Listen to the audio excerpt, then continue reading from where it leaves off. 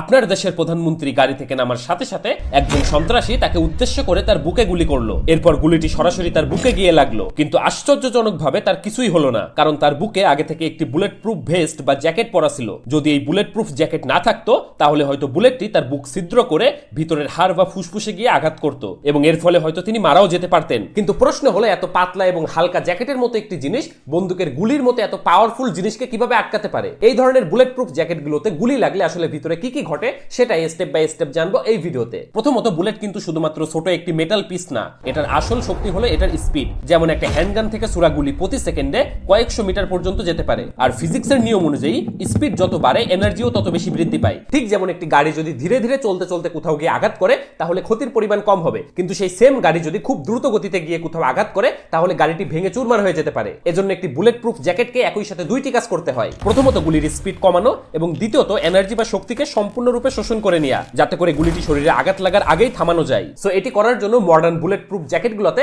একটি বিশেষ ধরনের উপাদান ব্যবহার করা হয়, যেটাকে বলা হয় কেভলার। যদিও এটা দেখতে অনেকটা সাধারণ কাপড়ের মতো, কিন্তু আসলে এটা সুপার স্ট্রং ফাইবার। এটা তৈরি হয় সিনথেটিক অ্যারামিড ফাইবার দিয়ে, যা স্টিলের চেয়েও কয়েক গুণ বেশি শক্তিশালী, কিন্তু ওজনে অনেক হালকা। এ কারণে এটা খুব সহজে জামার মতো করে পরে থাকা যায়। তো চলুন এখন দেখা যাক এই কেভলারে গুলি এসে লাগলে কাহিনী কি ঘটে। মূলত একটি বুলেট প্রুফ জ্যাকেটে অনেকগুলো কেভলার লেয়ার থাকে। এখন বুলেট যখনই প্রথম কেভলার লেয়ারে গিয়ে আঘাত করে তখন এই লেয়ার ছিঁড়ে না গিয়ে কিছুটা প্রসারিত হয় এবং বুলেটের এনার্জি কিছুটা অ্যাবজর্ব করে নেয়। এর ফলে বুলেটের স্পিড সামান্য কিছুটা স্লো হয়ে যায়, কিন্তু এই প্রথম লেয়ারটি বুলেটকে পুরোপুরি থামাতে পারে না, যার ফলে বুলেট এটি ভেদ করে পরবর্তী লেয়ারগুলোর দিকে চলে যায়। বুলেট যখন আরো ডিপার লেয়ারসে ঢুকতে থাকে তখন প্রতিটি লেয়ার আরো বেশি এনার্জি শোষণ করতে থাকে এবং এর ফলে বুলেটের স্পিডও ধীরে ধীরে কমতে থাকে। কারণ যেমনটা বলছিলাম, এই কেভলারের ফাইবারগুলো খুবই শক্তিশালী হওয়ার কারণে এটি ছিঁড়ে না গিয়ে প্রসারিত হয়ে বুলেটকে টেনে ধরে এবং এর সাথে এটি বুলেটের শক্তিকে এক জায়গায় না রেখে চারিদিকে ছড়িয়ে দেয়, ফলে বুলেটের ইম্প্যাক্ট এক জায়গায় কনসেন্ট্রেটেড হয় না। এভাবে বুলেটটি চলতে চলতে সবগুলো লেয়ার পার করে শরীরে লাগার আগেই এটির স্পিড এবং এনার্জি দুটোই কমে যায়, যার কারণে এটি আর শরীরের ভিতরে ঢুকতে পারে না। তবে সমস্যা হলো শুধুমাত্র এই কেভলার লেয়ারগুলো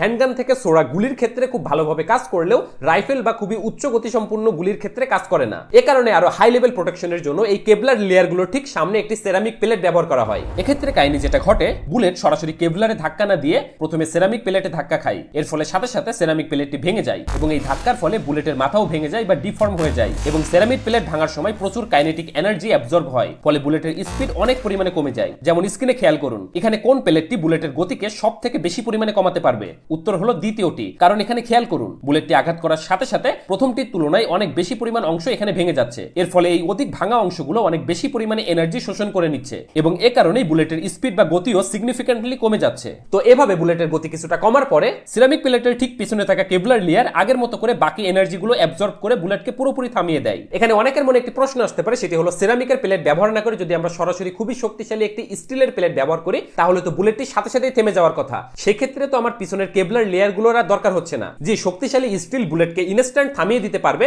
কিন্তু সমস্যা হলো স্টিল এনার্জি অ্যাবজর্ব করতে পারে না। বুলেট যখন সরাসরি স্টিলে গিয়ে লাগবে তখন বুলেট ঠিকই থেমে যাবে, কিন্তু এই থামার কারণে যে শক্তি তৈরি হবে সেটা সরাসরি বডিতে চলে যাবে। এক্ষেত্রে বুলেট শরীরে ঢুকবে না ঠিকই, কিন্তু বুকের হাড় ভাঙা থেকে শুরু করে ইন্টারনাল ইনজুরি বা ব্লিডিং হবে। এ কারণে বুলেট প্রুফ জ্যাকেটে শক্তিশালী কোনো ধাতব পদার্থ ব্যবহার করা হয় না। এখন আসুন খুবই গুরুত্বপূর্ণ একটি প্রশ্নের উত্তর দেওয়া যাক। একটু আগেই আমি যেমনটা বললাম, গুলি যখনই সিরামিকের প্লেটে গিয়ে ধাক্কা লাগে তখন প্লেটটি ভেঙে যাচ্ছে। সো এক্ষেত্রে যদি কেউ একের অধিক গুলি করে তাহলে কি ঘটনা ঘটবে? কারণ প্রথম গুলিতেই তো আমাদের সিরামিক প্লেটটি ভেঙে যাচ্ছে, তো তাহলে তো পরবর্তী গুলিটি সিরামিক প্লেটে ধাক্কা না খেয়ে সরাসরি কেভলার লেয়ারে গিয়ে ধাক্কা খাবে। এই সমস্যা সমাধানে সিরামিক প্লেটের পুরো এরিয়াকে সলিড পিস রাখা হয় না, বরং অনেকগুলো হেক্সাগোনাল সেল দিয়ে সিরামিক প্লেটকে সাজানো হয়। এর ফলে বুলেট কোনো নির্দিষ্ট একটি হেক্সাগোনাল সেলে আঘাত করলে শুধুমাত্র সেই সেলটি ক্ষতিগ্রস্ত হয় এবং বাকি অংশগুলো আগের মতোই ইনটেক্ট থাকে। সেক্ষেত্রে মাল্টিপল বুলেট আঘাত করলেও এটি হ্যান্ডেল করতে পারে। সো আশা করি বুলেট প্রুফ জ্যাকেটের পুরো কনসেপ্টটি আপনারা বুঝতে পেরেছেন।